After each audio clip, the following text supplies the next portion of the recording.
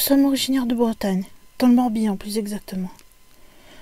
Le paranormal a toujours eu une place importante dans notre culture, et on a tous des petites anecdotes et histoires un peu bizarres à raconter.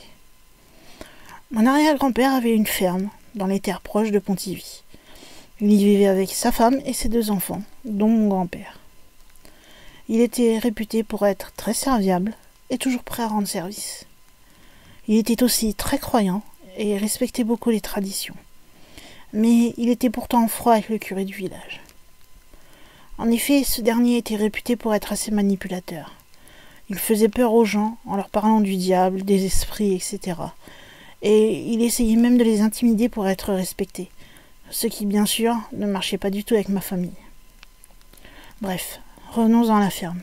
Depuis quelque temps, il s'y passait quelques incidents, ma foi, bizarres, comme des chèvres retrouvées mortes, des nappes qui s'envolaient de la table, alors que les fenêtres et les portes de la pièce étaient fermées. Une nuit, tout le monde dormait. Mon arrière-grand-père est réveillé par de grands bruits venant du grenier. Comme si quelqu'un faisait rouler une grosse boule de canon de long en large. Ou comme si quelqu'un jouait au bowling, si vous préférez. Et il entendait aussi des chuchotements. Il se lève pour aller voir ce qui se passe, allume la lumière, et d'un seul coup, tous les bruits s'arrêtent. Il attend alors un peu. Sa femme va voir les enfants qui sont effrayés et pleurent. Mais tout reste calme. Tout le monde se remet alors au lit, perplexe. Quelques secondes après, ça recommence. Il rallume les lumières et tout s'arrête à nouveau. Ceci s'est produit plusieurs fois de suite.